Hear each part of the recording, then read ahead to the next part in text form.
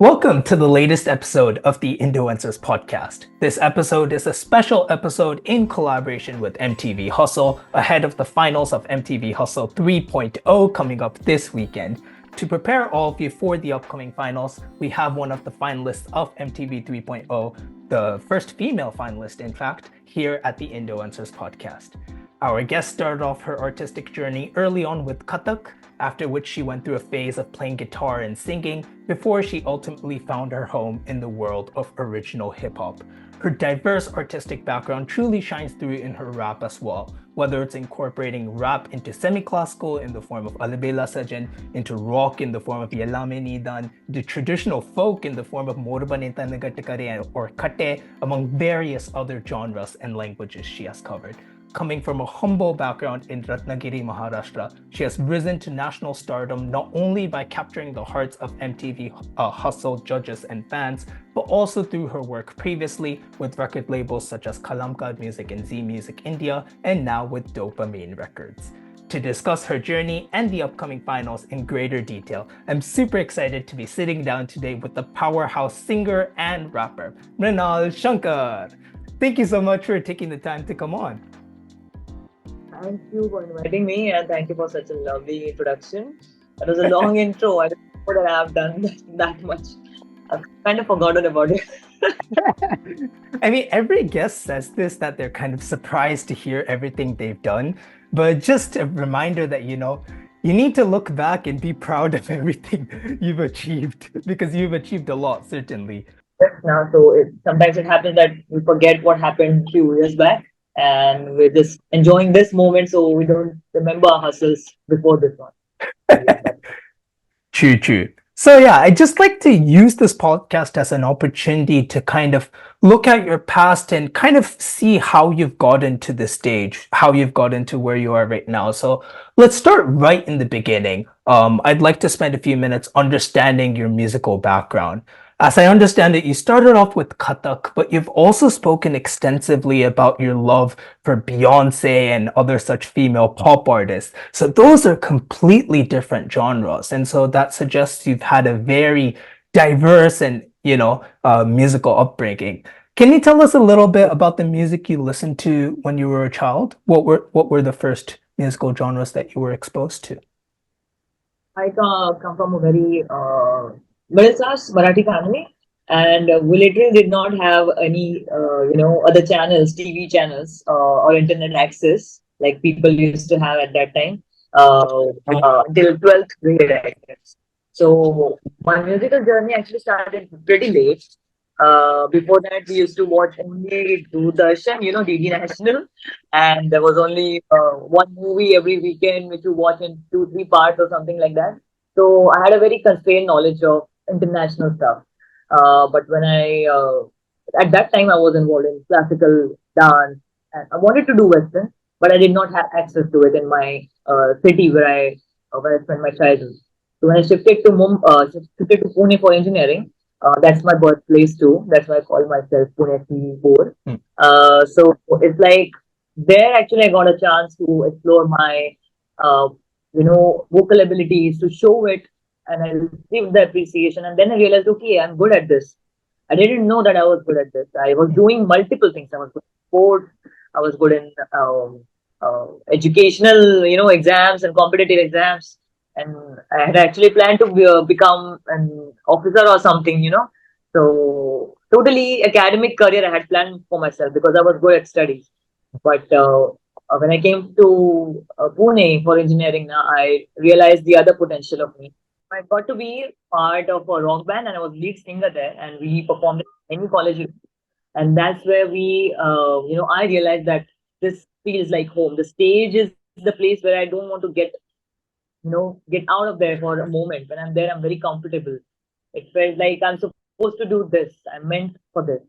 So still, I was in doubt that should I continue my education? Should I do a job and do music? So it took me a long time to realize that music is the only thing I want to do, and not I don't want to balance job and music. I did that.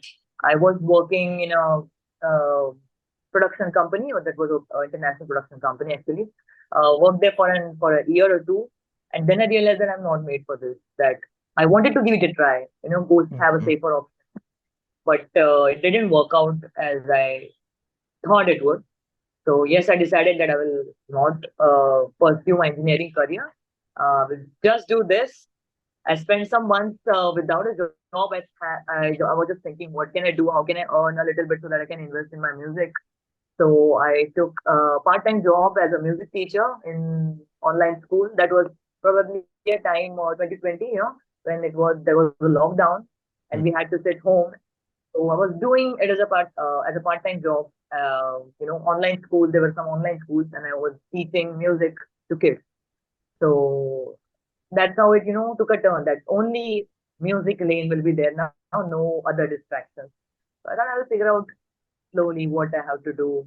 And eventually in lockdown only, I explored my hip hop side. Before that, I was only looking at me as a singer, who sings hook in hip Right. hop songs. There is always a singer, lady singer who sings hooks, and she's known for that only. I was like, I will be that person. But later, when I realized that okay, I can be more than that, so I started writing. I Before 2020, I was uh, a performer at bars and cafes who play solo gigs, acoustic gigs, Bollywood mashups, and this and that. I used to do that.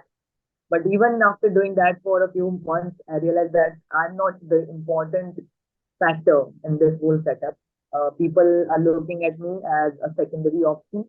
As in they're not coming for me, they're not coming for my music, not for my voice.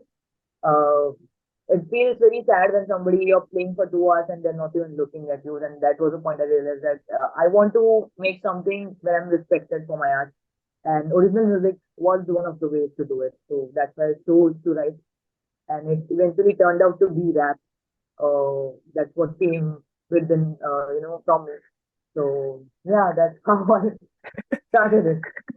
I mean, I find it fascinating because you say, you only realized music was for you later on. But there was a really interesting story I heard about your childhood, which is that when you were at school, you'd get these poems, you'd compose tunes for them, and then your Yeah. friends really liked them, so they would sing your tunes to these poems. I mean, I found that mind-boggling because, you don't necessarily come from a strict musical background from your earliest days, but yet you were able to compose these tunes. So, how do you think you were able to do this at such a young age? Was it instinct, or was there somebody who inspired you, or anything like that? When I was in school, actually, I did not have any musical influence also because we didn't have access to internet that much. Oh, Uh, Whatever came happened that time was just natural that it just came to me. So there was some interest, but along with music, I was doing many other things. So I did not realize that I'm made for just music. I thought maybe I can be a dancer, or maybe I can be a sports person. So I was very confused. In school you do tons of things. Your parents will take you to all of the classes and extracurricular activities, and I was good at all of them. So it took me a lot of time to realize which one is it that I don't have to, you know, push myself in. I just fit in. So it took me almost, I realized it at the age of 23, 24 that yes, only music you have to do. Don't look at anything else. And I was distracted in all other talents I had. So that's why. That's why. yeah, Yeah. and you talked about how your road to becoming a professional musician was tricky because there was a period where, you had to figure out what you wanted to do in life. And I found your journey quite similar to another artist I've interviewed previously, a folk singer named Anchal Srivastava. And both of you have this similarity in that you're both female, yet your voices are in the lower register. And so she was talking about how she faced a lot of trouble and criticism because people couldn't get used to, a female singer singing in a lower voice. And now it's such a big strength of yours, but I've heard that it's caused you troubles in the past. Did you ever feel like people judged you or made fun of you because of your unique vocal texture? Yes, but they judged me for sure. When I came to Pune, I went to some singing competitions where I'm still not vocally trained. Now I can say I'm better at it because I realized some things and some tricks and some lessons, and I learned myself few little things. But before, in 2014, 15, I used to go to competitions and I was not very vocally trained. So I used to just sing in whatever voice I have and however natural it comes to me. So what used to happen is I used to sing songs like suppose Khalidil, okay, some Bollywood songs, but I used to sing it in exact scale, in the exact scale in which the male singer was singing originally. I did not used to pitch it up because it was comfortable to me. So it was like the judges used to think that uh, it's no, I'm bringing that sound to me. They thought that's not my natural voice. So it took. I got rejected at a lot of competitions, saying that this is not your originality. They thought that the girls come with a very you know thin sound, very melodious and soothing sound. But I did not have that naturally. But when I used to be in myself, I was told that you're not being yourself. So it took me a lot of time to realize that okay, what am I doing? I don't know what's going wrong. So and my voice was naturally very heavy.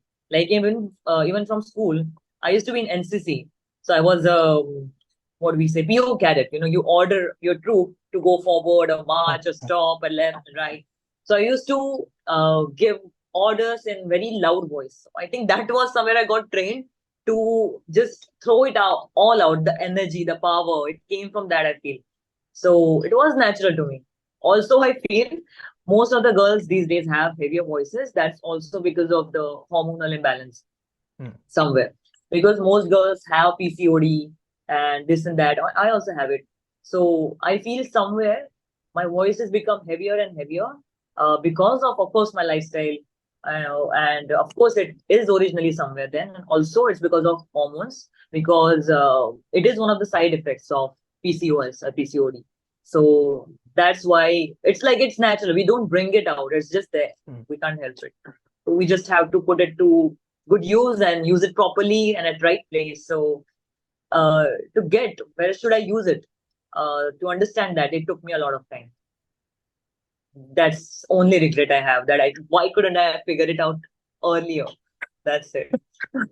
Well, you've certainly figured it out now in the world of hip hop. Ah, And it's very interesting because, you were doing this kind of more Bollywood or cover artist kind of stuff. And then suddenly you switched into hip hop and just became an absolute superstar. It seems like almost overnight from the outside. So, like, how did you get into hip hop and like, how did you kind of grasp it or understand the genre so quickly? Because a lot of people, graft for 10, 15 years just in hip hop and then they get to the level you're at. You seem to have got it really quickly. I grasped it a little quicker, maybe because I had a singing background before. I had a Mm, sense of rhythm because of I spent 5 years learning Kathak. So I learned rhythm very perfectly. I was never offbeat. Uh, I do had guitar classes for a year and two. So I learned guitar. I used to teach guitar to little kids. So I had a knowledge of being playing it and singing it at the same time, and also uh, being in a pitch and scale and everything. So I got prepared vocally in those 8 9 years where I was just singing and trying to learn singing. And when I realized that I had to make music, I had to write originals.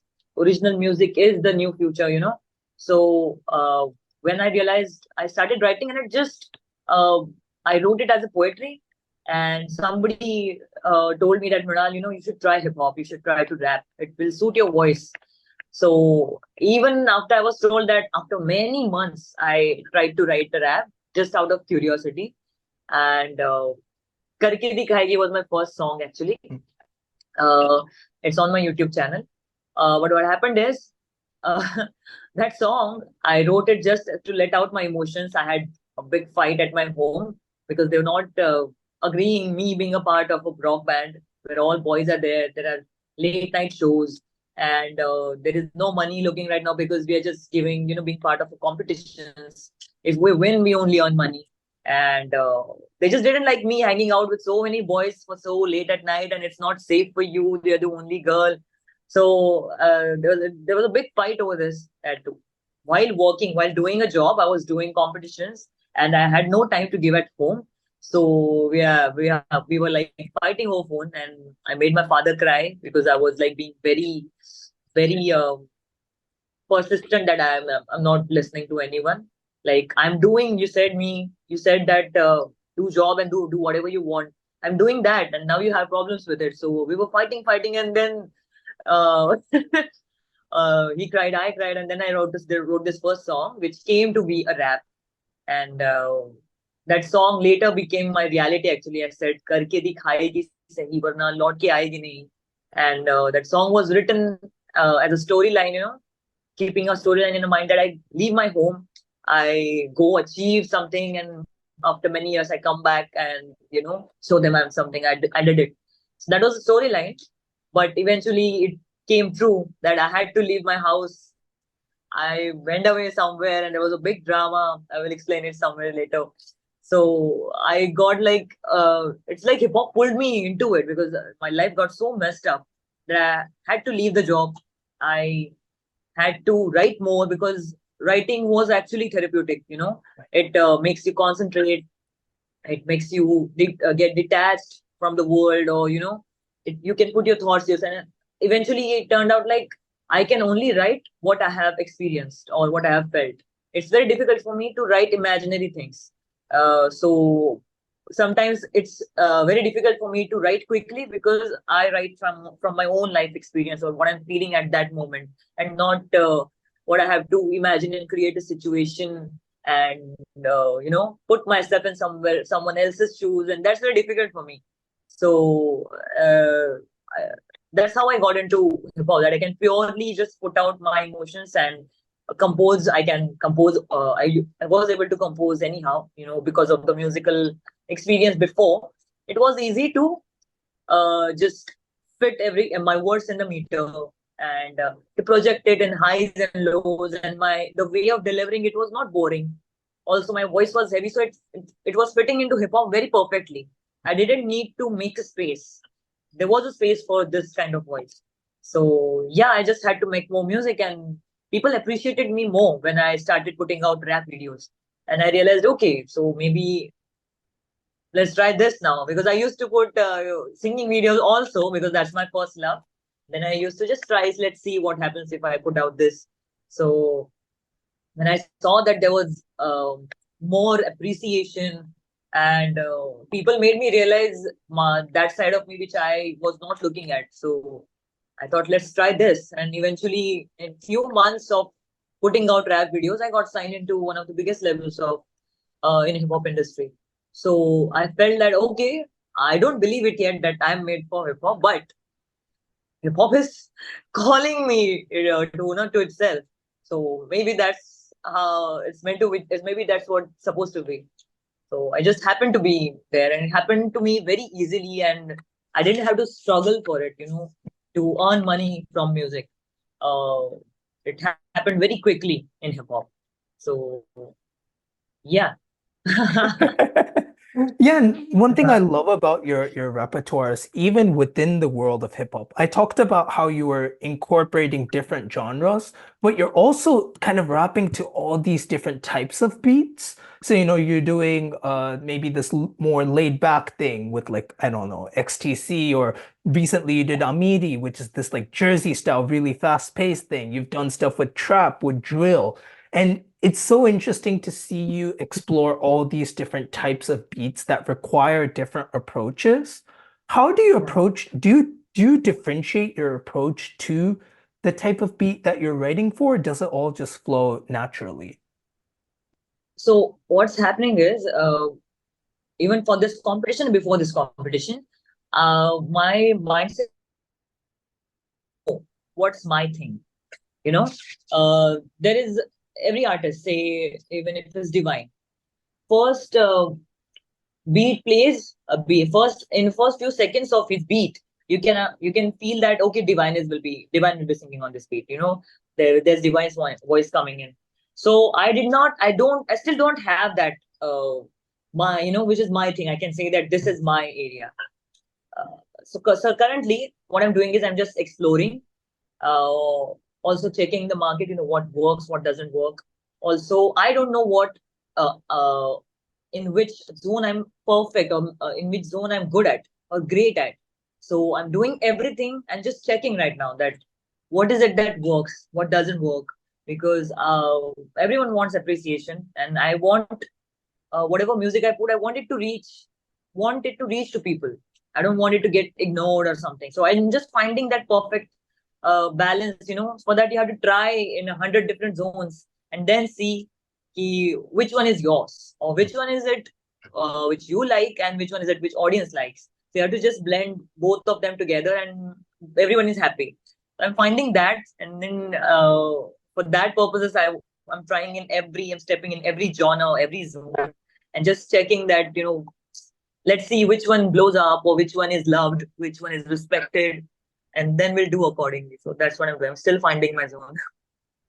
Yeah, and as part of the journey of finding your zone, of course, you Yeah. entered MTV Hustle Yeah. 3.0, and that's been an incredible journey for you because you've been able to do all these different types of songs, and you've been able to meet and collaborate with all these different rappers, artists, producers.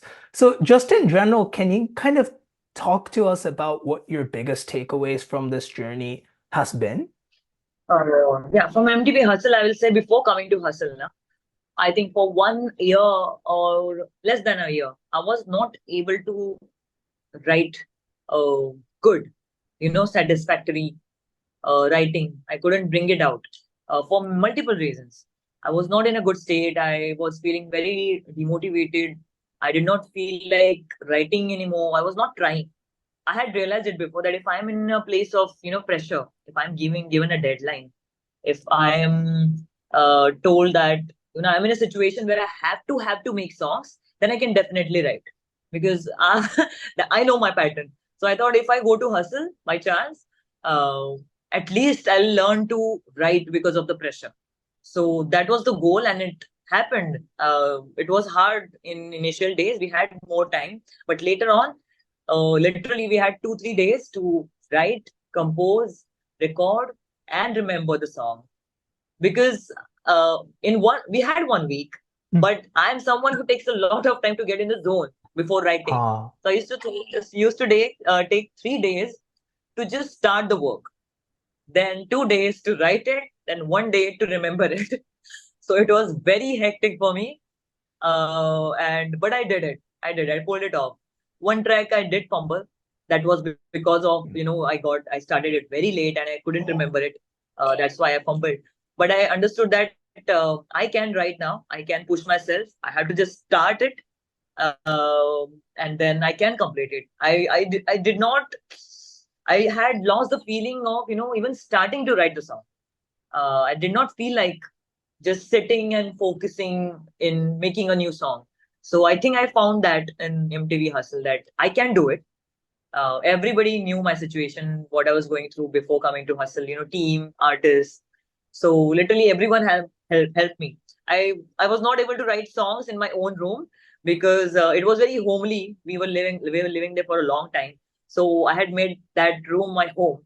So I felt like I can't write in a comfortable space. I can write, maybe I have to go out, maybe in a place where like you know which is not mine, so which is a little bit uncomfortable. So I used to go to others' rooms, and then I used to write. I used to bother them a lot.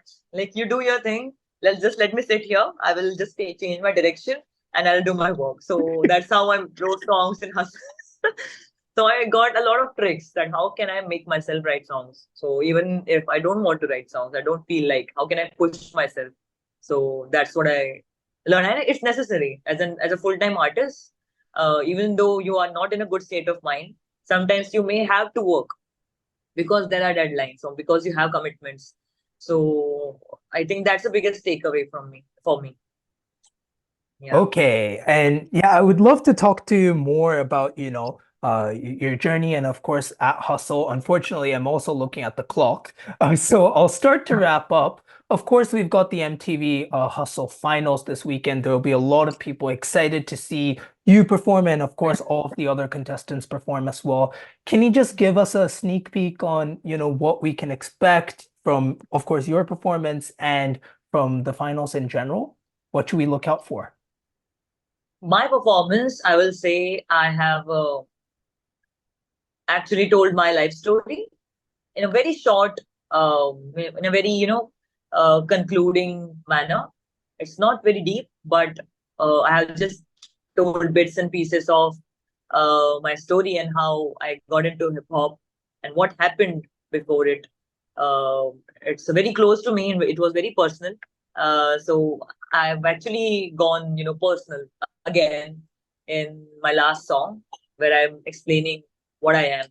And I had fun actually. It was a great experience to perform the last song and in front of judges where I'm not judged because it's just a finale performance. They were enjoying it, they were feeling it, and I'm just happy that everybody got to know this side of me, this story of me, and it was overwhelming for me and for them also who understood from the song that what I was saying. So yeah, I'm just thankful and grateful that I got to perform that song on stage. And I made it because of Hustle. I did not think that I will get to perform it on Hustle because it was an extra song I had made. But I am glad that I got to tell my story on national television. So I'm happy. And the finales will surprise you. Just stay tuned. I'm really looking forward to it, and I'm sure everyone else is too. So yeah, just to end this podcast, we have a tradition here on the Indoencers podcast, a closing tradition, and it's a very simple question. What's on your playlist right now? My playlist.